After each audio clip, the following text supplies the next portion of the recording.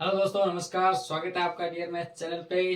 तो जैसे कि अपन क्लास 10th के लिए 5.2 एक्सरसाइज लेके आ गए हैं। बच्चों की डिमांड पे ये क्वेश्चन लेके आए हैं, 10वां क्वेश्चन। लेकिन उससे पहले कि लोग डूबते हैं तो समंदर को दोष देते हैं, मंजिल ना मिले तो किस्मत को दोष देते हैं, और जब लगती है ठोकर तो पत्थर को दोष देते हैं। इसी के साथ शुरुआत करते हैं आज की। Good evening all of you. Class 10th का 10वां क्वेश्चन ये है 5.2 का कि किसी एपी का 17वां पद उसके 10वें पद से 7 अधिक है, तो इसका हमें सारवंतर ज्ञात करना है, यानी डी ज्ञात करना है। तो क्वेश्चन को कंफ्यूज नहीं होना है। 17वां पद 10वें पद से, हमें नॉर्मली पता है कि जो 17 होता है वो 10 से कितना ज्यादा होता है, 7 ज्यादा होता है। तो इसने बस क्वेश्चन बना दिया कि 17वां पद 10वें से कितना अधिक है, 7 अधिक है। तो हम इसको कैसे सॉल्व करते हैं। 17वां पद के लिए एक समीकरण बनती है a प्लस 16d, मतलब कि 17 से एक कम लेना है और आगे a रख देना है। पहला पद तो आएगा ही आएगा, लेकिन जो पद निकाल रहे हैं उससे जस्ट एक कम पद ले लेते हैं, यानी 17 से कम क्या होगा, 16 होगा। तो a प्लस 16d एक नंबर समीकरण, और 10वां पद यानी 10वें से कम क्या होगा, 9d। तो a प्लस 9d ये हो गई दूसरी समीकरण। तो हमारी कंडीशन ये है कि 17वां है वो 10वें से 7 अधिक है, मतलब इन दोनों समीकरणों के सामने अगर मैं 7 रख दूं तो ये समीकरण क्या है, हल हो जाएगी। तो 17वीं क्या है, a प्लस 16d, और 10वीं क्या है, a प्लस 9d, बीच में माइनस, क्योंकि ये इन दोनों से क्या है, 7 ज्यादा है, अधिक है। तो a से a कैंसिल हो गया, 16d माइनस 9d बराबर 7 चल ही रहा है, तो 16 में से 9 गए 7d। तो d बराबर ये 7 इधर मल्टीप्लाई में था, इधर आके डिवाइड में चला गया। तो 7 में 7 का भाग लगाया तो कितना आया, 1, यानी d का मान कितना आ गया, 1 आ गया। और यही हमें पूछा गया है कि सारवंतर यानी d, इनके बीच में डिफरेंस कितना है, 1 का है। दोबारा से क्वेश्चन को देख लीजिए, वीडियो को जूम करके धीरे करके देख लीजिए। 17वां पद है वो 10वें से 7 अधिक है, तो यही हमने पहले 17वां पद निकाल लिया, फिर 10वां पद निकाल लिया, फिर दोनों समीकरणों को माइनस करके बराबर में 7 रख दिया। दोनों को जब हल किया तो डी का मान आ गया। अब देखो इसका 11वां क्वेश्चन करते हैं। तो बच्चों आइए देखते हैं क्वेश्चन 11 क्या कह रहा है कि एक एपी दे रखी है 3, 15, 27, 39 का कौन सा पद उसके 54वें पद से 132 अधिक होगा। क्वेश्चन यह कह रहा है कि एक हमें एपी दे रखी है 3, 15, 27, 39, और इसका कौन सा पद है वो 54वें पद से 132 अधिक होगा। मतलब पहले तो हमें इसका 54वां पद है वो ज्ञात करना है कि 54वां पद कौन सा होगा। यानी एक एपी होती है, जैसे पहले नंबर पे 3 है, दूसरे नंबर पे 15 है, तीसरे नंबर पे 27 है, चौथे नंबर पे 39 है। ऐसे आगे बढ़ा के हमें बताना है कि 54वें पद पे क्या आएगा, और उसके अंदर अगर 132 में जोड़ू तो कितना बनेगा, ठीक है ना, और वो कितने नंबर पे होगा, ये होगा। 3 चीजें करनी है इसमें। तो सबसे पहले देखो ये एपी दे रखी है, इसका हल कैसे करते हैं, देखिए इधर कि हल कैसे।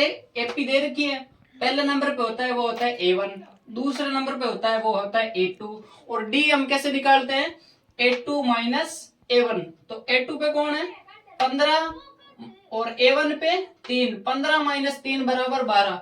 तो D का मान हमारे पास आ गया 12। अब पहले हम 54वां पद याद कर लेते हैं। तो पहले ही हमने कर रखा है कि 54वां पद मतलब इससे एक कम ले लो आप, 53, और a प्लस 53d, जैसे कि हम पीछे कर चुके हैं। तो फॉर्मूला क्या बन गया इसका, a प्लस 53d। तो a का मान हमारे पास है 3, ठीक है। 53 का 53 इंटू डी, डी कितना है हमारे पास 12। तो a प्लस 53d यानी 3 प्लस 53 गुणा 12, तो कितना आ गया 639 आ गया। अब ये कंडीशन क्या कह रहे हैं कि 54वां पद तो निकाल लिया, लेकिन उसमें 132 ज्यादा जोड़ो। तो 132 अधिक है, मतलब 639 में 132 जोड़ा तो 771 आ गया, ठीक है ना। पहली कंडीशन हमारी क्या थी, 54वां पद याद करना। दूसरी कंडीशन थी कि उसमें 132 जोड़ो। तो पहली कंडीशन हमने क्लियर कर ली, दूसरी कंडीशन भी क्लियर कर ली। तीसरी कह रहा है कि ये कितने नंबर पे है, कितने नंबर मतलब कि इसका टर्म बताना है। जैसे कि 39 4 नंबर पे है, 639 54 नंबर पे है, तो ये जो 771 आया है ये कितने नंबर पे होगा। तो एनवा पद ज्ञात करना है इसके लिए। तो एनवा पद का फॉर्मूला क्या होता है कि an बराबर a प्लस n माइनस 1 गुणा डी। तो an हमारे पास पड़ा है 771, इसी को भी बताना है कि ये कितने नंबर पे आया हुआ है। तो an की जगह 771, a की जगह 3, n हमें निकालना है और d की जगह 12। तो देखो इसको कैसे हल करते हैं कि ये जो 3 प्लस का है वो इधर आके माइनस का हो गया, और ये जो 12 इसके गुणा में है वो इधर आके भाग में हो गया। तो देखो 771 माइनस 3, ये प्लस का था इधर आके माइनस का हो गया, 12 बट्टा में आ गया क्योंकि यहाँ पे था गुणा में। तो 771 में से 3 गया तो कितना बच गया, 768। ठीक है, 768 में अगर मैं 12 का भाग लगाता हूं तो कितना आता है, 64। जैसे रफली बता देता हूं मैं कि 771 में से 3 गया तो कितना बचा, 768, और इसमें अगर मैं 12 का भाग लगाता हूं तो कितना आता है, 64। ठीक है, तो n माइनस 1 बराबर 64, ये माइनस का 1 है इधर आके प्लस का हो गया, तो n बराबर 64 प्लस 1 65, यानी 65वें नंबर पे 771 आएगा। क्वेश्चन में 3 चीजें थी, हमने डी निकाला, डी से 54वां पद निकाला, 54वें पद से 100 अधिक कितना है, 132 है, वो कितना अधिक है, वो इतना अधिक है 771। अब ये 771 कितने नंबर पे आया है उसके लिए हमने an का सूत्र लगाया, a का मान रखा, an का मान रखा, d का मान रखा और n का मान निकाल लिया हमने 65। अब देखो आगे इसका 12वां क्वेश्चन करते हैं। इस क्वेश्चन को आप दोबारा समझ लेना, वीडियो को ज्यादा नहीं लंबा बनाना चाहता। अब 12वां क्वेश्चन करते हैं इसका।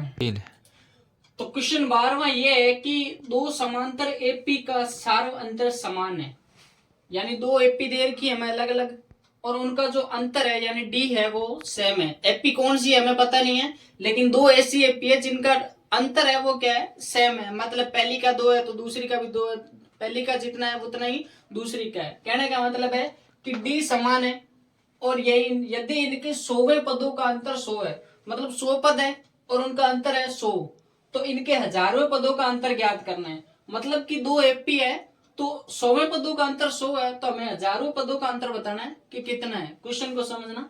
तो हल क्या है कि पहली एपी का मतलब दो एपी है तो हमने पहली एपी का हम क्या मानेंगे, पहला पद ए मानेंगे और अंतर यानी डी मानेंगे। स्मॉल ए और स्मॉल डी अंतर तो सेम है तो डी दोनों में एक जैसा होगा, लेकिन प्रथम पद है वो अलग अलग होगा। तो 100वां पद, तो 100वें के लिए मैंने अभी 2 क्वेश्चन से जिक्र करता आ रहा हूं कि जितना पद निकालना है उससे एक कम ले लो, तो 100 से कम लेना है मतलब 99 डी। तो इसका फॉर्मूला क्या बन जाएगा, a प्लस 99 डी। ये पहली एपी का हो गया। दूसरी एपी का हम प्रथम पद बड़ा ए ले लेते हैं यानी कैपिटल ए ले लेते हैं, और अंतर है वो एक जैसा है ही। तो 100वां पद यानी इसका भी एक कम ले लेते हैं 99 डी, तो a प्लस 99 डी, ये हो गई दूसरी समीकरण। अब इसका अंतर निकालते हैं, तो अंतर निकालते कैसे हैं, पहली में से दूसरी एपी को घटा देते हैं, यानी पहला जो समीकरण दे रखा है उसमें से दूसरा समीकरण घटा देते हैं। तो देखो 99 डी से 99 डी कैंसिल हो जाएगा, बच जाएगा क्या, a माइनस ए, और इसका अंतर कितना आ रहा है, 100 बता रहा है।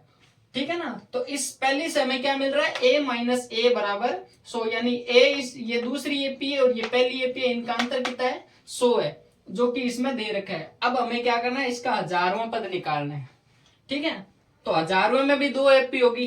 पहले एपी का जो प्रथम पद है वो स्मॉल ए हो जाएगा और डी है वो एक जैसा है ही, तो इसका भी 1000वें के लिए एक कम करो तो 9 से 99, तो इसके भी एक पहली समीकरण इसके जैसी बन जाएगी, a प्लस 999 डी, ये पहली एपी के लिए, और दूसरी के लिए बन जाएगी कैपिटल A प्लस 999 डी। इसमें भी डी एक जैसा लिया है, क्यों, क्योंकि इनका अंतर है वो समान है। तो इसमें भी अंतर निकाल लेते हैं, पहली में से दूसरी घटा लो, तो 999 में से 999 कैंसिल हो गया, बच गया क्या, a माइनस ए, और इधर a माइनस ए का मान कितना है, 100 है, तो इस मान को इसके बराबर रख देते हैं, तो इसका भी अंतर कितना आ रहा है, 100 आ रहा है। तो कहने का मतलब है कि दोनों एपीओ का जो अंतर है वो कितना है, 100 है। यहाँ भी 100 आ रहा है और यहाँ पे भी 100 आ रहा है, कारण कि यहाँ पे भी a माइनस ए बराबर 100, तो a माइनस ए का मान कितना है, 100, तो यही मान यहाँ पे आ रहा है। क्वेश्चन 13वां पढ़ते हैं आगे, देखो इसको। तो प्रश्न 13वां ये है, हमने 10, 11, 12 क्वेश्चन तक चर्चा कर ली। क्वेश्चन 13वां ये है कि 3 अंकों की कितनी संख्याएं 7 से विभाज्य है। प्रश्न को ध्यान से पढ़ो कि 3 अंकों की, आपको पता है 3 अंक कहां से शुरू होते हैं?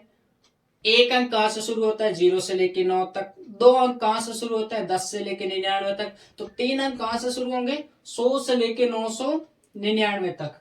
ठीक है ना? तो 3 अंक शुरू होता है, हमें पता है 100 से लेके 999 तक। तो हमारी एपी बनेगी 100, 101, 102 ऐसे करके 999 तक। लेकिन प्रश्न ये नहीं है, प्रश्न ये है कि 7 से विभाज्य कौन सी है। मतलब 7 100 में 7 का भाग जाता नहीं है, तो ये काम की नहीं है। 101 में जाता नहीं है, 102 में जाता नहीं है, 103 में भी जाता नहीं है, 104 में भी नहीं जाता है। डायरेक्ट किस में जाता है? 105 में। 105 के बाद किस में जाएगा? 112 में। और 112 के बाद किस में जाएगा? 119 में। ऐसे ऐसे करके एंड में देखते हैं तो 999 में भी 7 का भाग जाता नहीं है, डायरेक्ट किस में जाता है? 994 में। तो ये लास्ट होगी। और अंतिम पद होता है वो क्या होता है? an होता है। तो हमें an मिल गया, प्रथम पद मिल गया, दूसरा पद मिल गया और डी मिल गया। डी तो पता चल ही रहा है 7 से विभाज्य, मतलब 7 का अंतर चल रहा है। तो हमें देखो क्या मिल गया? ए मिल गया 105, डी मिल गया 7 और an मिल गया 994। सूत्र क्या है हमारा? an बराबर a प्लस n माइनस 1 गुणा डी। तो an की जगह 994, a की जगह 105, n हमें निकालना है और d की जगह 7। हल कैसे करते हैं आपको पता ही है। 105 है वो इधर आ जाएगा, प्लस का है तो माइनस हो जाएगा। तो 994 से 105 घटाएंगे और ये 7 इसके गुणा में है तो इधर आ जाएगा भाग में। ठीक है ना? आपको पता है ना चिन्ह परिपाटी, प्लस का होता है वो माइनस का, माइनस का होता है वो प्लस का, गुणा का होता है वो भाग में और भाग का होता है वो गुणा में। तो 994 से 105 गया 889 और 7 का भाग लगाएंगे तो जाएगा 127 बार। और बराबर में क्या चल रहा है? n minus 1। तो 127 है, ये माइनस का 1 है, इधर आके क्या हो जाएगा? प्लस का। तो n बराबर कितना आ गया? 128। तो कहने का मतलब है कि इसमें 128 पद है जो 7 से विभाज्य है पूरे पूरे, यानी 7 की ऐसी डिजिट है 128। ठीक है? क्वेश्चन 14 पे चर्चा करते हैं। वीडियो को देखना दोबारा, समझ में आ जाएगा क्वेश्चन।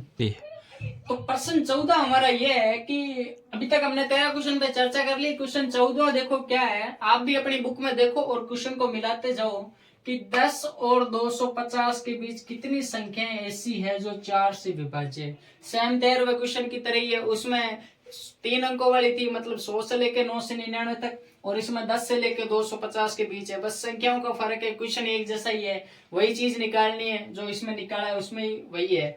उसमें भी n निकाला था, इसमें भी n निकालना है, देखते हैं कैसे। 10 से लेकर 250, हमने 10, 11, 12 ऐसे करके 250 लिख दिया। लेकिन क्वेश्चन ये नहीं है, क्वेश्चन क्या है? 4 से डिवाइड होने वाली बतानी है। तो 4 से डिवाइड 10 तो होगी नहीं, 11 होगी नहीं, डायरेक्ट क्या होगी? 12, 12 के बाद 16, 16 के बाद 20 और ऐसे ऐसे करके लास्ट में 250 तो होगी नहीं, क्या होगी? 248। तो 248 है वो हमारा an हो जाएगा, 12 है वो a हो जाएगा और d तो पता ही है आपको 4, क्योंकि 4 से पूछ रहा है। तो 12 से हमने देखो पहला पद हो जाएगा 12, d हो जाएगा 4, an हो जाएगा 248। an का सूत्र हमें याद ही है, an बराबर a प्लस n माइनस 1 गुणा d। तो an की जगह 248 रखा, a की जगह 12 रखा, n निकालना है, d की जगह 4 रखा। 12 है वो इधर आके माइनस का हो गया तो 248 माइनस 12 और इधर क्या बच गया? n माइनस 1 गुणा 4। तो 248 में से 12 गए 236, ये 4 इसके गुणा में था, इधर आके भाग में आ गया और बराबर में क्या चल रहा है? n minus 1। तो 4 का 236 में भाग जाता है 59 बार और बराबर में क्या चल रहा है? n minus 1। तो हमें भाई चाहिए n का मान, तो ये माइनस 1 है वो इधर आके क्या हो जाएगा? प्लस का हो जाएगा। तो 59 प्लस 1 कितना हो जाएगा? 60 हो जाएगा। तो n का मान हमारा यहाँ से आ जाएगा 60। तो इसका मतलब ये है कि 10 और 250 के बीच में 60 पद है जो 4 से पूरे पूरे डिवाइड होते हैं। तो प्रश्न देखो, आज हमने 4-5 प्रश्नों पे चर्चा की है, 10 से लेके 14 क्वेश्चन तक। हर एक क्वेश्चन को डिटेल से समझाया है, कुछ नहीं निकालना, किसी में n निकालना है तो किसी में an निकालना है तो किसी में d निकालना है। बस फॉर्मूला ये एक ही है, इस पे ध्यान से देखो इस एक्सरसाइज को, और इसके जो बच गए क्वेश्चन वो आगे वीडियो में आते रहेंगे। इसके लिए धन्यवाद, थैंक यू।